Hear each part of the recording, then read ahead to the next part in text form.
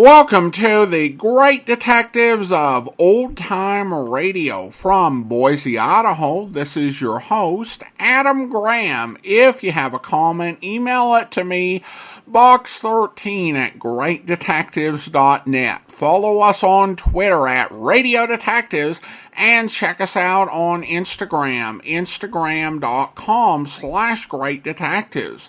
If you're enjoying the podcast, please follow us using your favorite podcast software. Today's program is brought to you in part by the financial support of our listeners. You can support the show on a one-time basis at support.greatdetectives.net, and you can also become one of our ongoing Patreon supporters for as little as $2 per month by going to patreon.greatdetectives.net. Well, now it is time for this week's episode of The Falcon. The original air date, April 1st, 1951, and the title is The Case of the Worried Wife.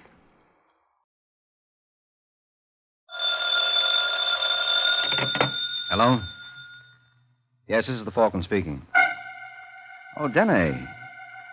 Now, thanks for calling, but it can't be tonight, Angel. I'm on the case of a guy who jilted a girl. You'd think it would break her heart, but instead of being sad about it, looks like she's trigger happy.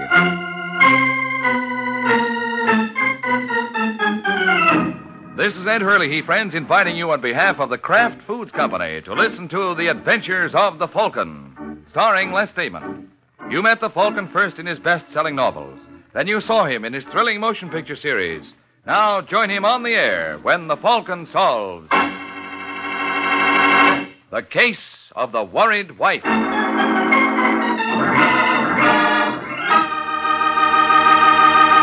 Before the Falcon solves today's case, I have a question for you. Have you tried Velveeta lately? Isn't that the finest cheese food you ever put in your mouth? That rich yet mild cheddar cheese flavor is good, really good eating. You see, Velveeta is made by Kraft, and that's something pretty important to remember. Because you and I know the Kraft name on cheese and cheese foods means the very finest you can buy. So remember this. There's no other cheese food like Kraft's pasteurized processed cheese food, Velveeta, because Kraft and only Kraft makes Velveeta.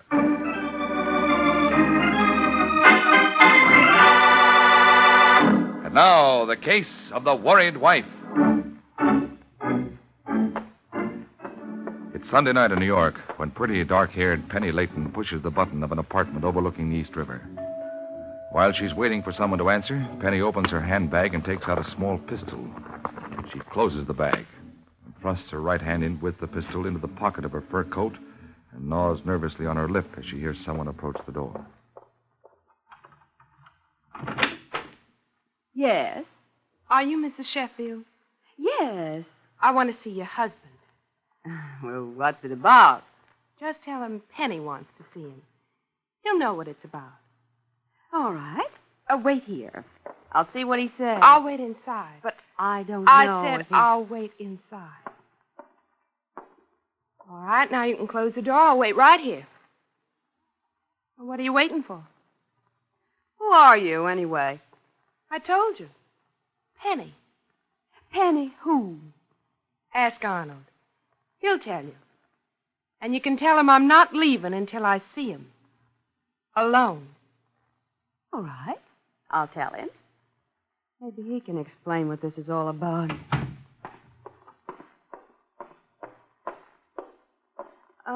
Arnold. Oh, yes, Liza. Who was it? Penny. Penny. Well, that's what she said. Who is she? Oh, a girl I knew in Florida. I don't want to see her. She says she won't go until you do see her. She's in the living room. Yeah, all right. Might as well get it over with. You wait here. I'll get rid of her. Penny, what are you doing here? Why, Arnold, is that any way to greet me? After I followed you all the way from Miami? I wrote you. It's all over. I figured as much when I saw in the paper you got married. That's why I came up. What do you hope to gain? For one thing, I wanted to see her. She's pretty. Oh, thank you. I'd never have forgiven you if you turned me down for a horse face. Yes, she's pretty, and I'm in love with her. There's nothing more for you and me, so why don't you be a good girl and just run along? Be sensible. You call it sensible to give up the man I love to somebody else? You don't love me. That's right, Arnold, I don't. But I did, so I'm not giving you up so easy. There's nothing you can do. Isn't there? You little fool, be careful. She's not going to have you, Arnold. I'm going to kill you, and then I'm going to kill myself. Don't be ridiculous. Now give me that gun. Stay back, Arnold. Don't try to get it. I said give it to me. Let go. When you drop the gun, Arnold! Arnold! What happened? I'm just trying to teach Penny not to play with guns. The bullet went into that chair. No great damage done. Now, Penny, you'd better get out of here. You'll be sorry about this. I am sorry. I thought you had better sense. Now, good night.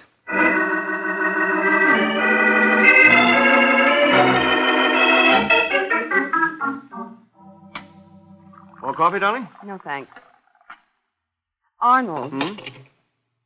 I couldn't get that girl out of my mind all night. No, stop worrying about her. But suppose she comes back.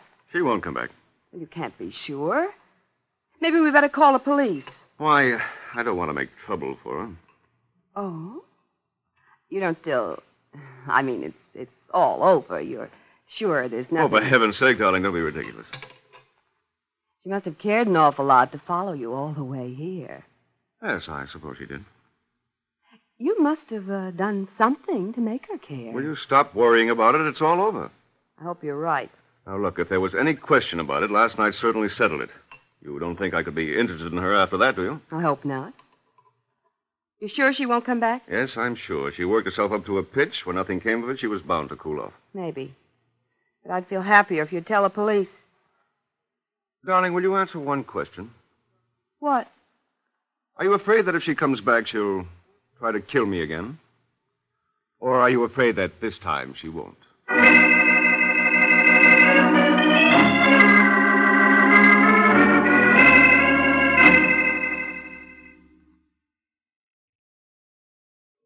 Hello, Mara.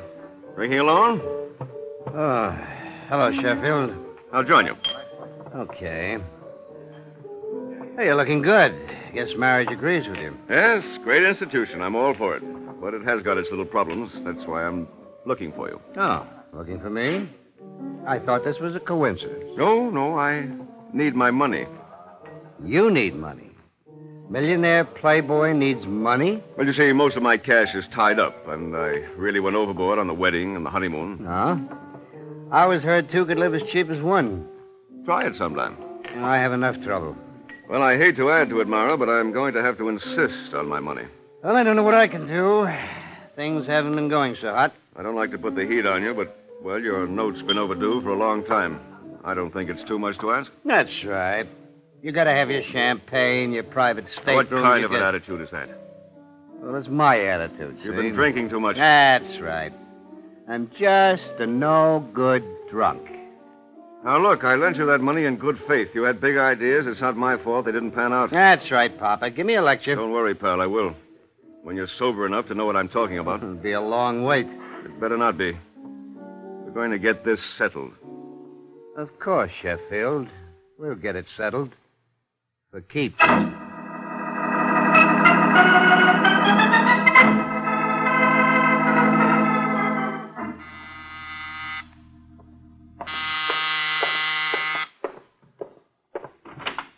Hello? Are you Michael Waring, the detective called the Falcon? That's right. Well, thank heavens. I had the awfulest time finding you. Don't you have an office? No. Why not? Well, if I had an office, I'd have to have a beautiful blonde secretary.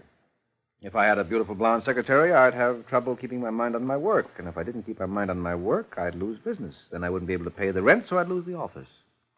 So I just saved myself the trouble. Come in. Thank you. Your name? Liza Sheffield. What can I do for you? My husband Arnold spent December in Florida, You didn't go with him? but we weren't married then. In fact, we didn't even know we were going to be. Mm-hmm. Well, while he was there, he started going with a girl, and I guess it was pretty serious. Last night she showed up in New York, and she tried to kill Arnold. Tried to? Well, Arnold got the gun away from her, and then he threw her out of the apartment. Well? I'm afraid she may come back. I asked my husband to notify the police, but he refused. He says he doesn't want to make any trouble for the girl. That's why I came to you. What do you want me to do? Well, I thought if you could find the girl and talk to her. What do you want me to say to her? I don't know. Find out what she's planning to do. Where's she staying? I don't know. Well, what's her name? Penny. Something. I don't know her last name. You don't know her name. You don't know where she's staying. You don't know exactly what you want me to say to her. It's This is the sort of case I love. Well, if it was easy, I wouldn't need the Falcon. I think I'd better have a talk with your husband. No. He can fill in some of the details for me. But he may be angry about my hiring you. I don't want him to know. Well, if you can't give me anything more to go on... I thought you were supposed to be such a good detective. Well, I won't argue that point. But even Sherlock Holmes wouldn't guarantee quick results with what you've given me. Well, do the best you can. What happens if Penny catches up with your husband while I'm still looking for him? She'd kill him, wouldn't she? That's right. Well, then, Angel, do I go see your husband or don't I? You win, Mr. Waring. Come on.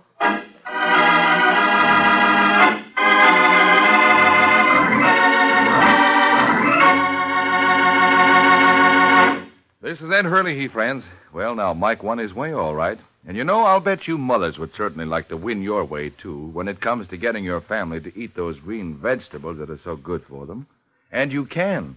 Just glamorize those vegetables a little by melting delicious Velveeta, Kraft's famous pasteurized processed cheese food, for a smooth golden cheese sauce to pour over them. And it's such an easy sauce to make. All you do is melt a half-pound of Velveeta in the top of your double boiler. There's no need to cut it in little pieces because Velveeta melts easily and smoothly without any lumps at all. Then simply stir in a quarter cup of milk, season, and there you have a perfectly wonderful cheese sauce that'll add Velveeta's fine, rich, yet mild cheddar cheese flavor to cauliflower or spinach or broccoli. Velveeta makes them taste better than ever, and you'll be giving your family extra nourishment this way, too, because Velveeta is so rich in important food values from milk. Even the smallest youngsters can enjoy their vegetables a la Velveeta, because Velveeta is digestible as milk itself. So, Mother, make it your handy helper. Get Velveeta in the economical 2-pound loaf so you'll have plenty for cold snacks and sandwiches, too. Just be sure you get genuine Velveeta. It's the pasteurized processed cheese food of top quality, made only by Kraft.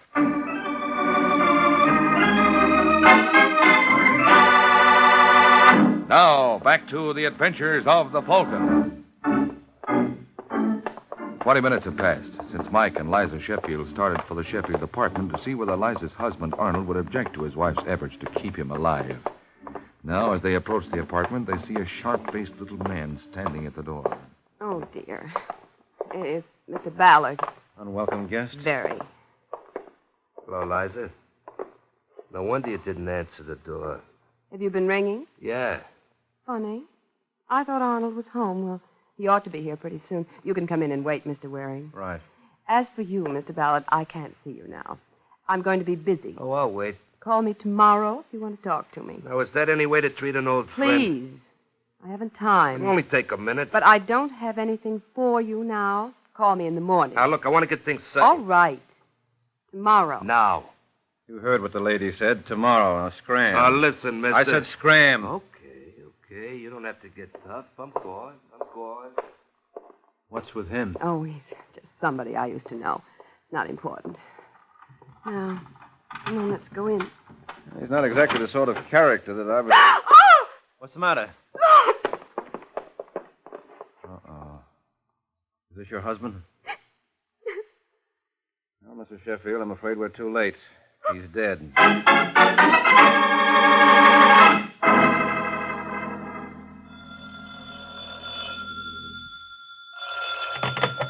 Homicide, Sergeant Corbett speaking. Hello, Bright Eyes. Uh-oh, it sounds like Mike Waring. What do you know? He's a detective. What do you want, Waring? Got a corpse for you. I'm busy. Why did you have to dig one up today? I didn't dig him up. He hasn't been buried yet. The boy's sharp. Anything to brighten your day, Corbett. How soon can you get here? As soon as I finish my report. You're not the only one who finds bodies. Oh, you got another? Yeah, and I bet she's cuter than yours. Could be. Of course, she may not be as dead, but she made a good try. A suicide attempt? Yeah, jumped out of the 4-story window. All because some guy gave her the brush. Love, it's wonderful. She leave a note?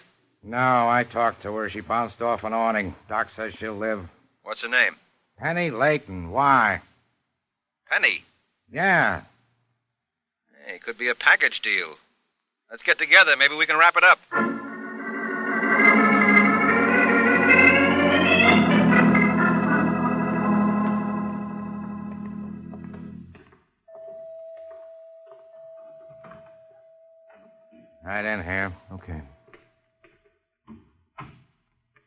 Well, there she is, Mrs. Sheffield.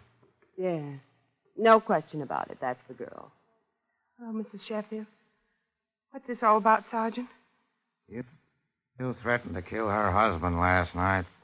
You don't have to worry. I won't try again. Just want to die. We know you won't try again. What we want to know is, did you? What? Did you go back to Sheffield's today? Of course not. Why do you ask that? Never mind. Come on, Mrs. Sheffield. Marin.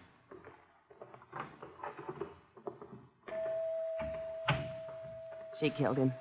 I know she did. Well, that meant she got another gun. Why didn't she shoot herself instead of jumping? Maybe she counted on the awning saving her. A 4-story jump? I don't think so. But she must have killed him. Who else would have done it? How about your slimy little pal? Who? Ballard. Why, he had nothing to do with Arnold. What did he want? I tell you, it had nothing to do with this. Who is this we're talking about, Waring? Oh, a character who was very determined to see Mrs. Sheffield today. Oh.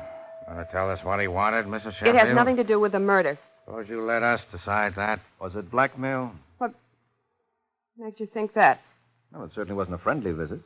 And you said you didn't have anything for him. What would he be expecting from you? Well, it doesn't matter. I wish you'd believe that. Okay, if you won't tell me, I know somebody else who may. Who? Ballard.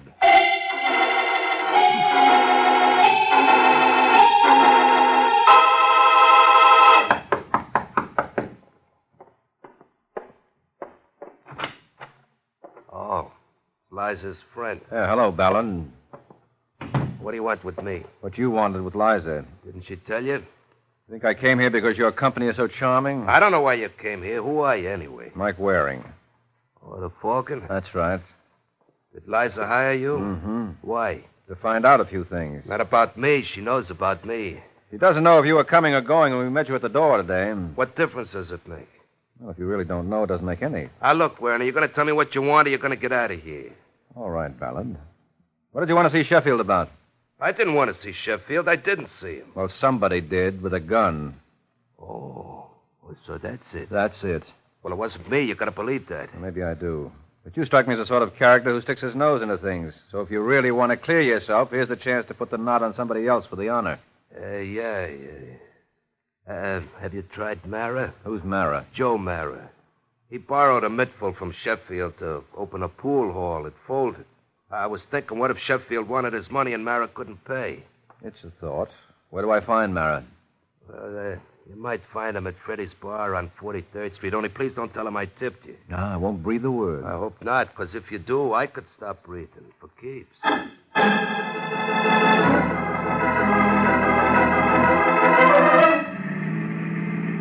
There it is in the next block. Yeah, I see it. We made pretty good time, huh? Had we made any better time, you'd be doing time. No, I'm fast, but I'm careful. Uh-huh. Well, don't put down your flag. If my man isn't in there, I'll be right out. Okay. But what if he is in there? Wait anyway. It may not take too long. Right. Hey, mister, look out! Mister, you all right? Yeah.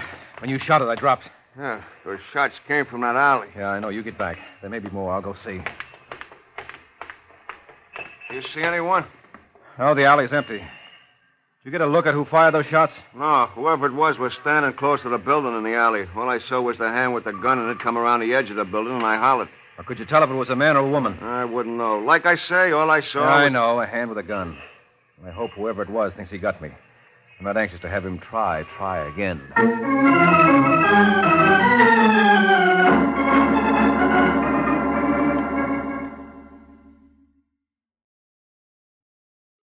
Hello, are you Joe Mara? Huh? Oh, Waring. Hey, you seem surprised to see me. What's the matter? Do you think I was lying in a gutter with a couple of slugs in me? I don't know what you're talking about. Well, I have your description. Maybe you get mine. I don't. Well, I hope not, for your sake. How come you know my name? Everybody knows the Falcon.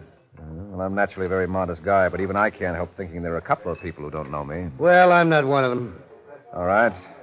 But how did you know I was looking for you? I didn't. I asked for you at Freddy's Bar. They told me you left there 10 minutes before I got there. So I wanted to get cleaned up, so I wanted to have dinner. That's a crime? Did someone tip you I was coming? What makes you think you'd start me rolling? I know about you in Sheffield. Huh? What about me in Sheffield? You're in hock to him. You got your tenses wrong, Waring. I was in hock to him. Oh, you paid him off? That's right. When? Today. Would it have been this afternoon around 3:30? It would have been this morning, around 10. And you can prove you paid him?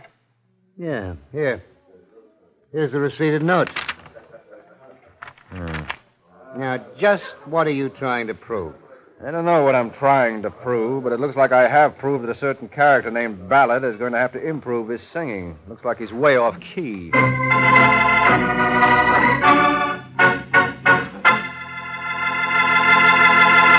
This is Ed Hurley again, friends. Well, now, maybe Mike isn't quite sure what he's trying to prove. But I'm sure of what I'm trying to prove, and what's more, I can do it with your help. All you have to do is this. Make yourself a big, hearty sandwich of your favorite kind of bread, spread with a little Kraft mayonnaise, and filled with a good, thick slice of Velveeta, Kraft's delicious pasteurized processed cheese food. Now, take a bite and see for yourself if what I'm trying to prove isn't true. That Velveeta is especially good tasting, with a fine, rich, yet mild cheddar cheese flavor. Mm-hmm. And Velveeta is good for you, too, because it's so rich in important food values from milk. These good Velveeta sandwiches are perfect for everyone, even the youngest children, any time of day, because Velveeta is digestible as milk itself. So make Velveeta your handy helper. For delicious snacks and sandwiches and for fine hot dishes, too, get genuine Velveeta, made by Kraft.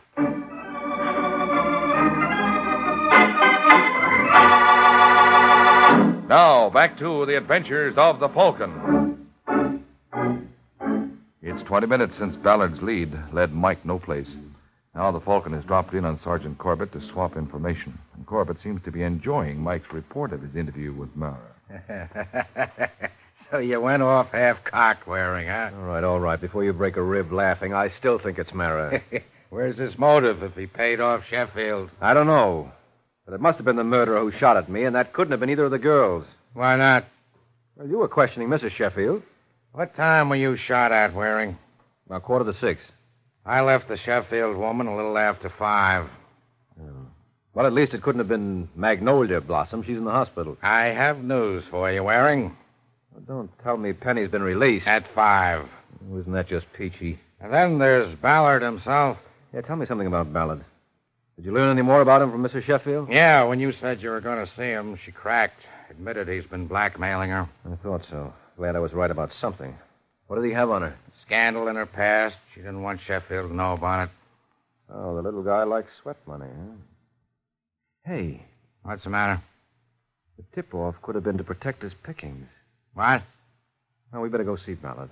I have an idea he can give us the answers we're looking for. Yeah? Yeah. But we better hurry because we want Ballard to talk, and they say dead men don't.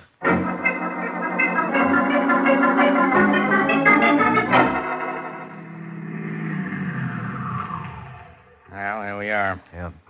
Oh, wait a minute. Don't get out of the car. Why not? Look, Ballard's just coming out. Oh, yeah. If he doesn't notice us, maybe we can follow him. He didn't see us.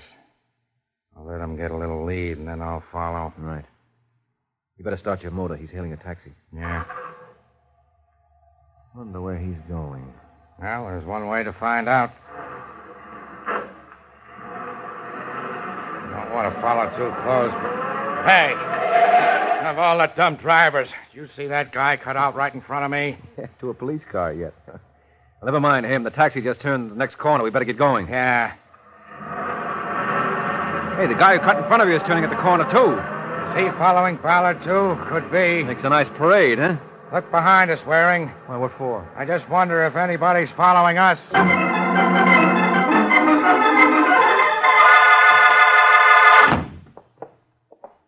They're already in the elevator. Hope we haven't lost them. Well, they came into this building. Where would they be going? Except up to see Mrs. Sheffield. But that was Mara following Ballard. I recognized him when he got out of the car. So what? So look at the elevator indicator. Basement. Yeah. That's not Sheffield's unless she's moved since this afternoon. Push the button. Right. Wonder what they're doing down there. That's not a maypole dance. You can bet on that. All right, they're slugging it out. Why? Mara wants to find out what Ballard knows. Here we are. Get in. Okay. But I still don't see how you figure it, Waring. Ballard knows about Mrs. Sheffield's past, but what's that got to do with Mara? Nothing. Gets clearer all the time. But we haven't time to discuss it now. Here we are. There they are. Yeah, come on. All right, Mara, that's enough. Let him go. Huh? Where did you... Drop that gun, then we'll talk. Go on, drop it. You want to see if I'm only kidding with this one. Okay. There you are. Pick it up, Waring. Now, what's going on here? He was trying to kill me. Guy's lying. I was trying to make him talk. About what? The papers say Sheffield was murdered. Waring was asking me about it. Ballard must have figured me, and I wanted to know He why. put a gun on my back. He made me come down here in the basement. We know that, Ballard. And there are a couple of other things we know. That you were blackmailing Mrs. Sheffield, for instance. You can't prove that. And you forget that now that Sheffield is dead, she's willing to talk. And we can certainly prove you were at the apartment today around the time of the murder because I saw you. I was there after the murder. Maybe. Anyway, you better go along with Sergeant Corbett. Now, wait a minute. I didn't kill Sheffield. I didn't say you did. But you know who did, and when you talk...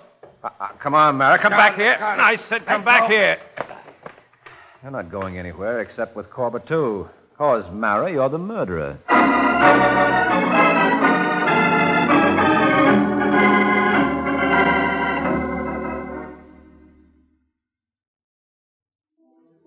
I'm sorry to spoil a little joke, Corbett. It was Mara after all. Doesn't your arm ever get tired, Waring? From what? Patting yourself on the back. Well, I'd just like to give credit where credit is due. You weren't so sure it was Mara yourself when you saw that receipt. Well, I admit it threw me for a while, but I bounced back. It's cute of Mara. Sheffield wants his money, so Mara scrapes it up and gives it to him, gets a receipt for it, then plugs Sheffield and takes back the money. Uh-huh. He figured it was safe enough because he'd read in the paper about the Leighton girl threatening Sheffield. And he counted on her taking the rap. He might have gotten away with it, too, if Ballard hadn't queered the deal. Yeah, in fact, I still don't think you solved this one, Waring. You were simply lucky that by following Ballard, we happened to stumble on Mara. Well, that's what I was counting on. Yeah? Yeah, sweetheart.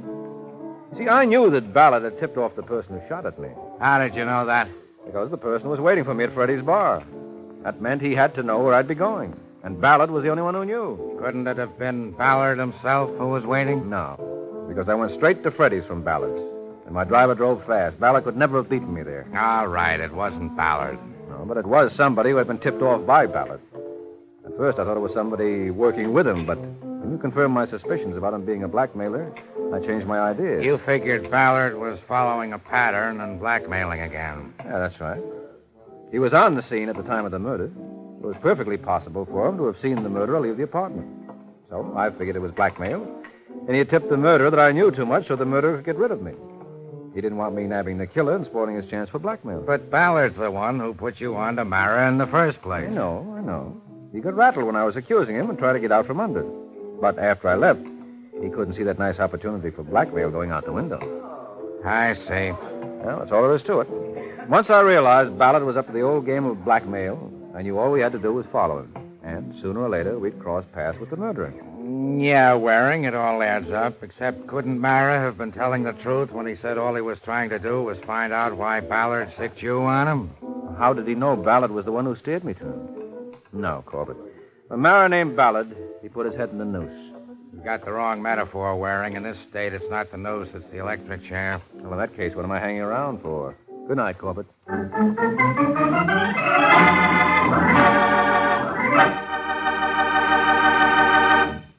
This is Mike Waring, friends. Our Falcon programs bring you stories of the detection and prevention of crime. And right now, I'd like to say another word or two about preventing crime. You can help, you know. You needn't give money. Just give your sincere support to the Boys Clubs of America. These clubs build good citizens with strong, healthy bodies and minds. Boys who are completely honest, who respect property and individual rights, and who realize that America is a land of opportunity if you're willing to learn and work and try hard. These non-sectarian, non-profit boys' clubs are operated by groups of public-spirited adults so that boys from 8 to 20 can enjoy the right kind of recreation and companionship in their own clubhouses. If you and your neighbors would like to establish a boys' club in your community, get in touch with the Boys Clubs of America for help. Think about it, won't you? Thanks a lot.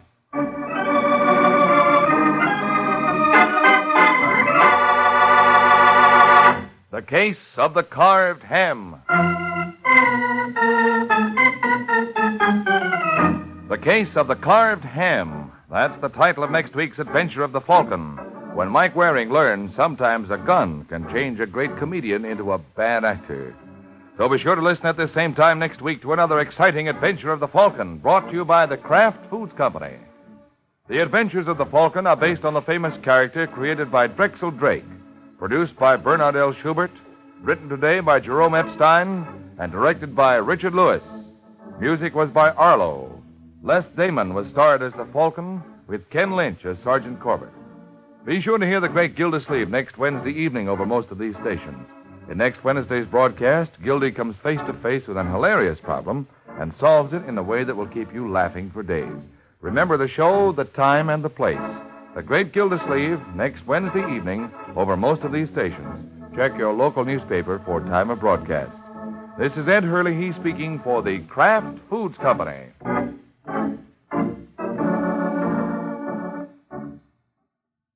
Tonight, Theater Guild presents the exciting Fallen Idol on NBC.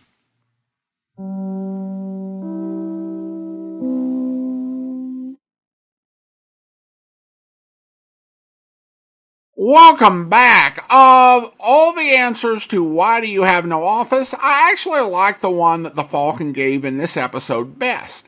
If he had the office, he'd lose the office.